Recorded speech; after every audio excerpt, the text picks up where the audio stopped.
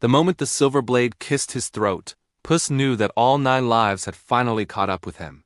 He stood alone in a tavern that reeked of spilled ale and broken dreams, facing a hooded figure, whose eyes burned like embers in the darkness, and for the first time in his legendary career as the greatest swordsman in all the land, fear wrapped its cold fingers around his heart. The stranger moved like smoke, like death itself, and whispered words that turned Puss's blood to ice. "You've been running from me for too long, Jado. 8 lives spent. 1 remains. And I always collect what's owed." The blade vanished as quickly as it appeared, and the figure melted into shadows, leaving Puss trembling in a way no enemy had ever made him tremble before. He looked down at his paws, once steady as stone, now shaking like autumn leaves, and realized with crushing certainty that the invincible Puss in Boots had become something he despised more than anything: afraid. If you're feeling that chill running down your spine right now, if you're wondering how our hero will escape this impossible fate, then you're exactly where you need to be, and I'd love for you to subscribe so we never lose each other in this journey through stories that matter, through tales that remind us what it means to be truly alive. Puss fled that tavern like a common coward, his famous red boots pounding cobblestones he'd once strutted across with swagger and song. The town of Del Mar, which had celebrated him just hours earlier with a festival in his honor, now felt like a cage closing in around him. He ran past the statue they'd erected of him, slaying the giant past the children who called his name with admiration he no longer felt he deserved, past the cantina where he'd laughed and boasted about his adventures just that morning. Everything had changed in the span of a heartbeat. Death itself had marked him, and Puss understood with terrible clarity that no amount of skill or cunning could defeat an opponent who was inevitable, who was woven into the very fabric of existence. He needed to disappear, to become invisible, to stop being the legendary Puss in Boots and transform into nobody at all. The decision tasted like ash in his mouth, but survival demanded sacrifice. Puss buried his sword beneath an old oak tree on the edge of town, each shovelful of dirt feeling like he was burying pieces of his own soul. The hat that had crowned his adventures, the belt that had held his victories, the boots that had carried him to glory, all of it went into a wooden chest that he sealed and hid away. He stared at his reflection in a rain puddle and barely recognized the cat looking back, stripped of everything that had made him legendary, reduced to just another stray in a world full of forgotten creatures. Where could someone go to truly vanish, to become so insignificant that even death might lose interest? The answer came to him with bitter irony: Mama Luna's home for retired cats. A place where heroes went to fade away into comfortable obscurity. Mama Luna herself was a round, warm woman whose home smelled of fish stew and lavender, whose voice carried the gentle authority of someone who'd seen countless souls arrive broken and leave healed, or at least at peace. She asked no questions when Puss appeared at her door, bedraggled and nameless, claiming to be just another wanderer seeking shelter. The other cats in the home were a collection of the forgotten: Old Whiskers, who'd once been a ship's captain; Mittens, who'd survived 3 different families; Patches, who'd lost an eye to a dogfight decades ago. They spent their days napping in sunbeams, eating from communal bowls, playing with yarn balls, and sharing stories that nobody outside these walls would ever hear. Puss tried to convince himself this was enough, that safety and anonymity were worth the price of his identity, but every night he dreamed of the hooded figure, and woke up gasping, his heart hammering against his ribs like a prisoner desperate for escape. Weeks dissolved into a gray monotony that felt like drowning in slow motion. Puss adopted the name Pickles at Mama Luna's suggestion, a humiliating moniker that made him want to claw the wallpaper. But he accepted it because Pickles was nobody, and nobody was exactly what he needed to be. He participated in the daily routines with mechanical precision: morning stretches, afternoon naps, evening story circles where the old cats reminisced about lives that seemed impossibly distant. But something gnawed at him constantly, a restlessness that no amount of comfortable routine could satisfy. He'd catch himself reaching for a sword that wasn't there, his muscles remembering combat stances his mind tried to forget, his ears perking up at distant sounds of adventure that no longer concerned him.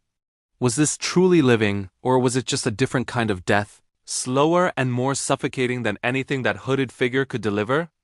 The answer arrived in the form of a dog, which seemed cosmically unfair given Puss's well-documented opinions about canines. His name was Timber, a massive golden retriever mix with a tongue that seemed 3 sizes too large for his mouth and an enthusiasm for life that bordered on offensive. Timber had wandered into Mama Luna's garden chasing a butterfly, and when he spotted Puss trying to nap beneath a rosebush, his entire body vibrated with joy. New friend! New friend! You smell like adventure and sadness and fish. Want to play? Want to explore? Want to be best friends forever and ever? The words tumbled out in an avalanche of pure, unfiltered excitement that made Puss's head ache. He tried to explain, with as much dignity as a cat named Pickles could muster, that he was retired, that he didn't do friends, that dogs were generally intolerable creatures best avoided. Timber responded by licking his face with such genuine affection that Puss found himself too stunned to protest. Timber became an unwanted shadow, appearing every day at the garden wall with some new scheme or discovery. He found a map in a trash bin that supposedly led to a legendary treasure called the Wishing Star, a mystical object that could grant a single wish to whoever found it. Imagine it. One wish. You could wish for anything. Unlimited bacon, the ability to fly, a best friend who's a cat. Puss tried to ignore him, tried to maintain his carefully constructed invisibility, but Timber's relentless optimism was like water wearing down stone. The dog had no concept of fear, no understanding of mortality, no awareness that the universe was a dangerous place that punished those who dared to dream too boldly. He simply believed with every fiber of his being that good things were possible and that friendship was the greatest adventure of all. It was exhausting and irritating and somehow against all logic. It began to crack the shell Puss had built around his heart. The night everything changed started with screams echoing from the town square. Puss was curled in his usual corner, pretending to sleep while actually staring at shadows and wondering if death was watching, when Mama Luna burst through the door with news that made his blood run cold. A crime family of cats, led by the notorious Goldpaw and her gang, had taken over Del Mar and were terrorizing everyone, demanding tribute and destroying anyone who resisted. They'd heard rumors that the legendary Puss in Boots had once protected this town, and they were actively searching for any trace of him, determined to eliminate the one cat who might challenge their rule. Puss felt ice spread through his veins. He'd brought danger here by simply existing, even in hiding. His past was a curse that infected everything it touched. Timber appeared at the window that night, his usual cheerfulness replaced by something deeper and more serious. I know who you are, I've always known. The way you move, the way you watch everything, the sadness in your eyes when you think nobody's looking. You're Puss in Boots, the greatest hero these lands have ever known, and you're hiding because you're afraid. The words hit like physical blows, and Puss wanted to deny them, to maintain the fiction of Pickles the nobody, but he couldn't lie to those honest, knowing eyes. I am afraid, he admitted, his voice barely a whisper. Death itself hunts me, Timber. I have one life left, and when it's gone, I'm gone. Forever. No more chances, no more adventures, just darkness and nothing. How do you fight against that? How do you stand tall when you know the end is inevitable? Timber sat down, his tail still wagging slowly despite the gravity of the conversation. Everyone dies, Puss. Me, you, Mama Luna, every cat in this house, every person in that town. Death comes for all of us eventually. But here's what I figured out. Being alive isn't about how many lives you have or how long you last. It's about what you do with the time you've got. It's about the friends you make, the people you help, the moments that take your breath away. You've been so busy trying not to die that you forgot to actually live. And that's sadder than any death could ever be. The simple wisdom in those words cut through all of Puss's defenses, exposing the truth he'd been running from since that night in the tavern. He hadn't been surviving. He'd been slowly erasing himself, choosing a living death over the risk of truly being alive. The decision crystallized in that moment with perfect clarity. Puss would reclaim his identity, not because he'd conquered his fear, but because some things were worth being afraid for. The people of Del Mar needed a hero, and more importantly, he needed to be that hero again. To remember what it felt like to stand for something greater than his own survival. He retrieved his buried belongings under the cover of darkness, his paws trembling as he buckled on the belt, settled the hat on his head, pulled on the boots that had carried him through so many impossible battles. The sword felt foreign in his grip at first, heavier than he remembered, but muscle memory kicked in and suddenly he was Puss in Boots again, legendary and flawed and terrified and determined. Timber watched with pride radiating from every inch of his furry body. Now that's the cat I knew was hiding under all that fear, so what's the plan, partner? The plan was audacious, and probably suicidal, which meant it was exactly the kind of plan Puss in Boots would have conceived in his glory days. Goldpaw and her gang had set up headquarters in the old fortress on the hill, the same fortress Puss had once defended against an army of bandits. They'd be expecting a frontal assault, a show of force, a legendary hero charging in with sword blazing. Instead, Puss and Timber would use the secret tunnels beneath the fortress, passages that Puss had discovered years ago and never shared with anyone. They'd infiltrate during the gang's nightly feast, when guards were relaxed and attention was divided, and they'd challenge Goldpaw to single combat under the ancient code of honor that even criminals respected. It was risky and complicated and depended on 1,000 things going right, but it was also the kind of adventure that made life worth living, the kind of moment that defined who you were when everything was on the line. The tunnels were exactly as Puss remembered them. Dark, damp, filled with spider webs and the skittering sounds of unseen creatures. Timber's enthusiasm never wavered, even when they had to squeeze through passages barely wide enough for a cat. Even when they heard the guards' footsteps echoing above them. Even when doubt whispered that this was madness, and they should turn back while they still could. You know what I love about adventures? Timber said as they navigated a particularly treacherous section. They remind you that you're alive. Your heart pounds, your senses sharpen, everything becomes vivid and real. That's what you've been missing, Puss. That feeling of being completely, utterly present in the moment. He was right. And Puss felt it coursing through him now. Not the absence of fear, but the presence of purpose. The understanding that courage wasn't about being unafraid, but about acting despite the fear. They emerged in the fortress's wine cellar just as the feast above reached its raucous peak. Goldpaw's voice carried through the floorboards, boasting about her conquests, mocking the absent hero who'd once protected this town, promising that her rule would be eternal and unchallenged. Puss felt anger kindle in his chest, not the hot rage of wounded pride, but the cold determination of someone who remembered what they stood for. He climbed the cellar stairs with Timber at his side, pushed open the great hall doors, and stepped into the firelight with his sword drawn and his head held high.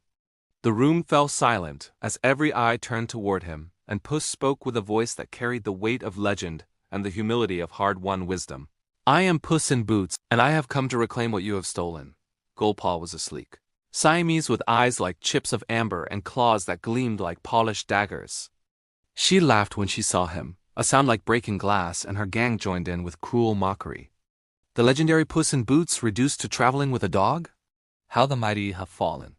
I heard you were hiding, trembling in fear, too afraid to even show your face.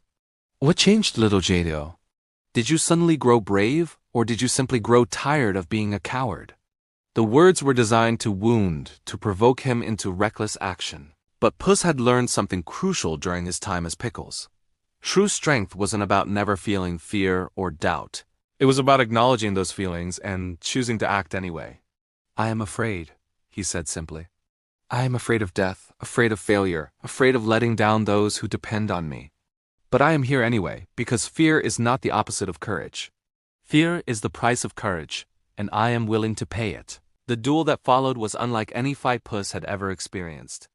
Goldpaw was fast, perhaps faster than him, and her style was unpredictable, mixing elegant fencing with street-fighting brutality. They clashed across the great hall, blades singing, sparks flying, each exchange pushing Puss to his absolute limits. But something was different this time. In his glory days, Puss had fought with arrogant confidence, certain of his superiority, treating combat as performance art. Now he fought with desperate focus, every movement precise because it had to be, every defense calculated because there was no room for error. He wasn't fighting to prove he was the greatest. He was fighting because people needed him, because Timber believed in him, because this moment mattered more than his own survival. And somehow, that made him more dangerous than he'd ever been. The turning point came when Goldpaw knocked Timber aside with a vicious kick, sending the dog crashing into a table. Puss felt something ignite inside him, a protective fury that transcended technique or skill. This wasn't about him anymore. This was about defending someone who'd shown him what friendship meant, who'd reminded him how to live. He pressed his attack with renewed intensity, driving Goldpaw back step by step, until finally he disarmed her with a move he'd invented decades ago and forgotten until this moment. Her sword clattered across the floor and Puss's blade rested against her throat, and the entire hall held its breath waiting for the killing blow. But Puss lowered his sword and stepped back. Leave Delmar, take your gang and go. You've lost, but you don't have to die. Everyone deserves a chance to choose a different path. Goldpaw stared at him with something like wonder in her amber eyes, as if she'd never encountered mercy before and didn't quite know what to do with it. She nodded slowly, gathered her defeated gang, and walked out of the fortress without another word. The townspeople who'd been held captive erupted in cheers, rushing forward to embrace their hero, but Puss barely heard them. He was looking at Timber, who was limping but grinning, his tail wagging with uncontainable joy. That was amazing! You were incredible. Did you see that move where you spun and then thrust and then that thing with your cape? I knew you had it in you. I always knew. The dog's enthusiasm was infectious, and Puss found himself laughing, really laughing, for the first time in months. But the celebration was cut short by a presence that made the temperature drop and the shadows deepen. The hooded figure materialized in the doorway, and Puss felt his newfound courage waver as death itself stepped into the hall. The figure moved with terrible grace, and when it spoke, its voice was like wind through a graveyard. You've been busy, Jietao. Fighting, risking, living. I thought you'd learned your lesson about tempting fate. I thought you understood that you can't escape me. Puss's paw went to his sword, but he knew it was useless. You couldn't fight death. You couldn't bargain with it. You couldn't run from it forever. But as he stood there, with Timber beside him and the townspeople behind him, Puss realized something profound. He didn't want to run anymore. He stepped forward, his voice steady despite the fear coursing through him. You're right, I can't escape you. Nobody can. Death comes for everyone eventually, and when my time comes, I'll face it. But not today. Today I choose to live, fully and completely, with all the fear and joy and pain and wonder that comes with it. I'm not running anymore, but I'm not surrendering either. I'm just going to live every moment I have left, and when you finally come for me, I'll meet you with no regrets. The hooded figure tilted its head, studying him with those ember eyes, and for a long moment the entire world seemed to hold its breath. Then, impossibly, Death laughed. It was a sound like distant thunder, neither cruel nor kind, simply inevitable. Perhaps you finally learned what it means to truly live, Jietio. Very well. I'll be waiting, but I'm no longer hunting. When your time comes, you'll know, and you'll face it as you should, with courage earned through living, not squandered through hiding. The figure vanished like morning mist, and Puss felt a weight lift from his shoulders that he'd been carrying for so long he'd forgotten what freedom felt like. Timber bounded over, nearly knocking him down with enthusiastic affection. You did it! You faced death itself and you didn't back down. That was the bravest thing I've ever seen. Can we be adventure partners now, please? I promise I'll only be moderately annoying most of the time. Puss looked at this ridiculous, wonderful dog who'd saved him in ways that had nothing to do with swords or combat, who'd reminded him that life was meant to be lived with others, not alone in fear. Yes, amigo, we can be partners. But first, we need to return to Mama Luna's. I have some apologies to make and some friends to properly say goodbye to. The journey back to the retirement home felt different than any journey Puss had taken before. He wasn't running toward glory or away from danger.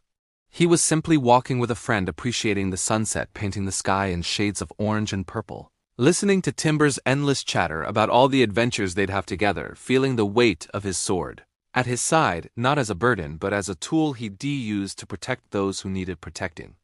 When they arrived, Mama Luna was waiting on the porch, and her knowing smile told him she'd understood all along who he really was. Going back out into the world, Pickles? Or should I say Puss? He removed his hat and bowed with genuine respect. Thank you for giving me a place to hide when I needed it. But I'm done hiding now. I'm done letting fear make my decisions. I'm going to live, really live, for however long I've left. The other cats gathered to say goodbye, and Puss was surprised by how much their friendship had meant to him, even during his time of hiding. Old Whiskers gave him a compass that had guided him through countless storms. Mittens shared a prayer for safe travels. Patches simply nodded with understanding in his one good eye, the recognition of one warrior to another. They'd all been running from something, once all found refuge in this place of gentle forgetting, but they understood that Puss's path led elsewhere toward danger and purpose, and the kind of life that burned bright, even if it burned brief. Mama Luna packed them food for the journey and whispered advice that Puss would carry with him always. Courage isn't the absence of fear, Mio. It's loving something enough to be afraid for it and acting anyway. The road stretched before them, full of possibility and uncertainty, and Puss felt more alive than he had in years. Timber was already planning their next adventure, something about a magical forest and a witch who needed help, and possibly a dragon, his enthusiasm boundless and contagious.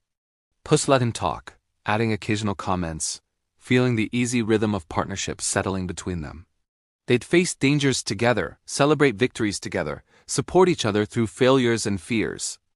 This was what he'd been missing during all those years of solo glory. The understanding that true strength came not from facing the world alone, but from having someone beside you who believed in you even when you struggled to believe in yourself. As they walked, Puss thought about the wishing star that Timber had mentioned, that legendary object that could grant a single wish. Once, he would have wished for immortality, for endless lives to live and adventures to experience. But now, if he found that star, he knew exactly what he'd wish for. Not more time, but the wisdom to use the time he had well, the courage to face each day, fully present the grace. To love deeply despite knowing that all things end. Because that was the real lesson death had taught him, the truth he'd learned through fear and friendship, and finally finding the courage to live again. Life wasn't measured in quantity, but in quality, not in how long you lasted, but in how deeply you experienced each precious moment. The sun was setting as they crested a hill overlooking a valley where new adventures waited, and Puss in Boots stood tall in his red boots and feathered hat, no longer running from death, but running toward life with all its beautiful, terrifying uncertainty. Timber sat beside him, tongue lolling, tail wagging, radiating pure joy at the simple fact of being alive and having a friend to share it with.